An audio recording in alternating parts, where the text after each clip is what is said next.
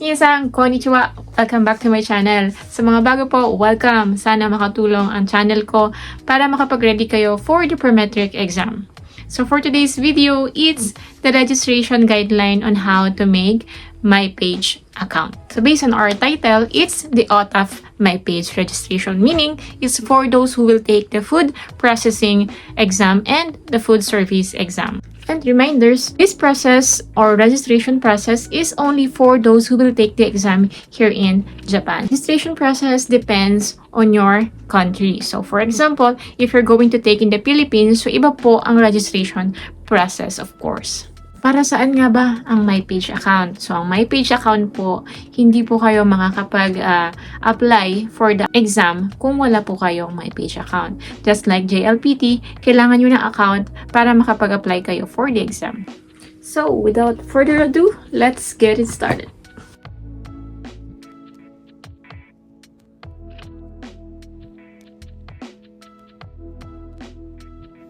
So, overview. So from December 2019, My Page registration is required in order to take the food service industry and manufacture of food and beverage skills proficiency test. My Page can only be registered via internet. Applicants' My Page registrations are reviewed. So reviews take some time. So based on my experience, around 1 week siya before confirm yung My Page registration ko. So only those who have completed their My Page account can apply for the exam. Since you created your My Page account, you can now access the website, and then in the website, the test dates will be posted. So please apply during the application period only. So process.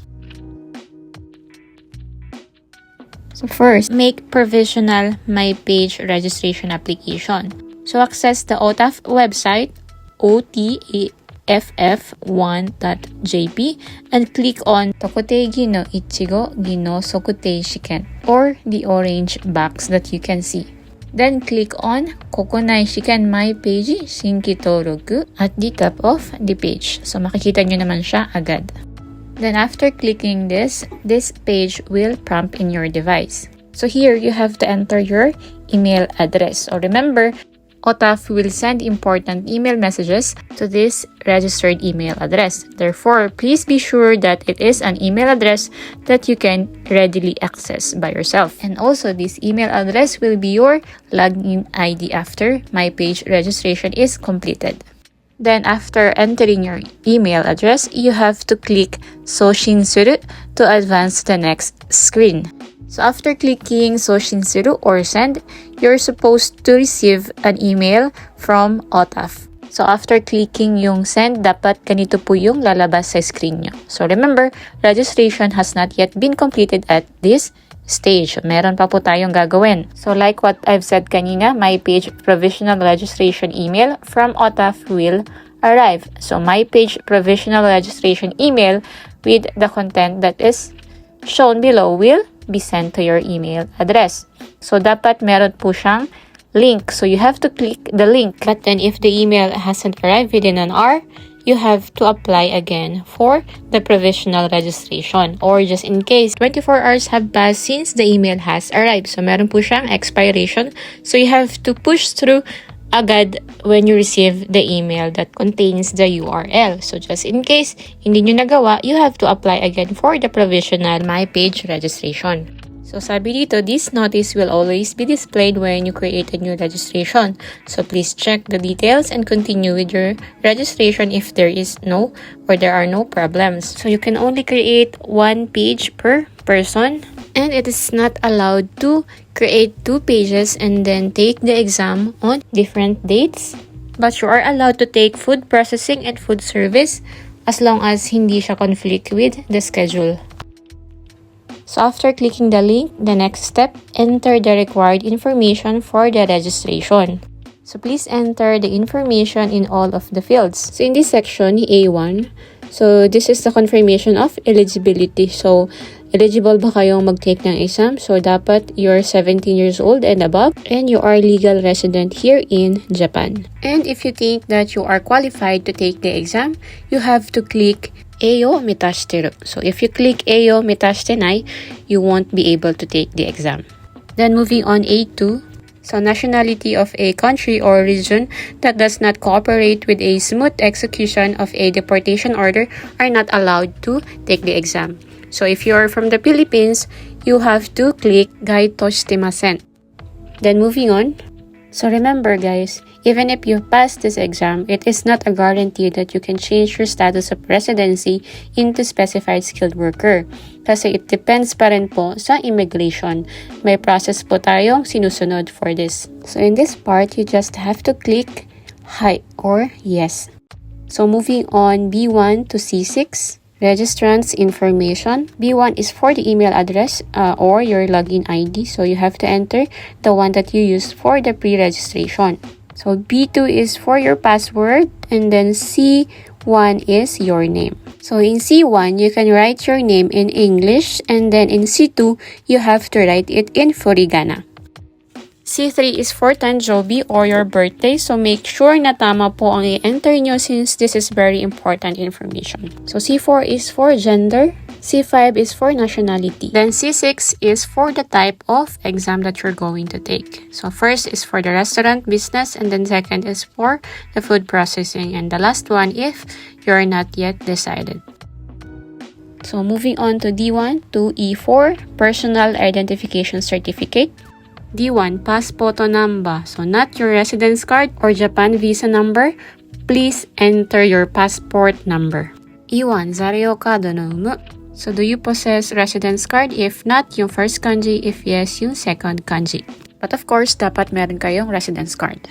E2, Zario shikaku or status of residence. So when you click inside the frame, residence statuses will display. So select the one that applies to you. Then moving on, F1 to F4, registrant's information pa rin. F1, Denwa Bango. So please register a phone number that can be contacted within Japan. Then F2 is Densai Sunderu Todofuken or the prefecture you are currently living in. Then moving on, F3, photograph. So please use one of the following methods. Yung first one is mag-upload kayo, and then second one is from your camera mismo. So please read the photograph rules carefully before taking your picture. Photographs that do not conform the rules will be sent back. So hindi tatanggapin yung pictures nyo kapag hindi kayo sumunod sa rules. So in F4 naman, if you don't have any physical disability, you can just click the first kanji. So moving on, Z1 to G5, support person information. Or if you are a trainee, you can maybe enter the information of your kumiai. So if you select high, items G2, G3, and G5 are mandatory. So if you do not agree or do not have support person, select iye and proceed to items H1 to 6. So G2 is the email address of your support person, and then G3 is the name in English, and G4 is for the name in Furigana. And then the next one, the G5 is the Denwa Bango. So please do not use or enter the same email address as that used in B1. Moving on, J1 and J2 questionnaires. Your cooperation in this questionnaire is requested in order to help improve the administration of future tests. Answering the questionnaire is completely optional. So if you have spare time naman, you can answer these questionnaires since madali lang naman siya, only 3 questions. So moving on with personal information policy, please read the explanation carefully and select either doishimasu or doishimasen, meaning agree or disagree. So to register your My Page, you must agree with the policy. Then moving on, 4th step, click Go to Confirmation window and confirm your details. So once you have completed the form, click Kakunin Gamen or the orange back that you can see. Correct any items that are not entered correctly according to the rules. If the input details do not conform with the rules, it will not switch over the next screen, even if you click on Kakunin Gamen and the reason for the error will be displayed in red. The next is confirm that the entered information is correct. If the information has been correctly entered, Yuryoku na yo no kakunin screen will appear, or yung lahat ng information that you entered will appear again. So check the entered information carefully, and if there are no mistakes, please go to the bottom of the page and click My Page Toroku Moshikomi o Suru. But then if there are mistakes pa rin, click Nyuryoku game ni modoru and correct the mistakes. In particular, check that your name, date of birth, gender, and nationality have been entered correctly. It cannot be corrected after the test application. Then moving on to the next step, check that the My Page Toroku Shinsei o Oketsukemashita screen is displayed. And then close the browser. So remember guys, if you close the browser before the screen show below is displayed, your application will not be accepted. So always be sure na lumabas tong screen na to before you close the browser. So once your My Page registration application is completed, you should receive an email that is titled Tokuteigi no Shiken My Page no Toruku o Uketsukemashita within 1 hour. So if you do not receive the confirmation email, please contact OTAFF by the phone number within 24 hours. So by this time, your My Page registration will be reviewed. The review will take about 5 business days from when you receive the application confirmation email. So take note guys, the My Page approval work will stop around 1 month before the test application date. People who have decided when they want to take the test should complete their My Page registration as soon as possible. So moving on the next step, check the emails that arrive within 5 business days of your My Page registration application. So OTAFF will review the information in your My Page registration. So once the review is completed, an email with the title of either of these two will be sent to your registered email address. Please check your email regularly. So if you receive email number 1, please continue to carry out any necessary corrections until you receive email number 2. So this email number 1 or yung titled with My Page Johohen Kono Onigai, ibig sabihin meron pong mali sa information na in-enter nyo. So you have to edit again. First, you have to log into My Page using the ID and password that you used during the provisional registration. Then correct the registered information, click Toroku Jouho no Henshu, and confirm your currently registered information. So here, give an example is yung how to correct yung photograph.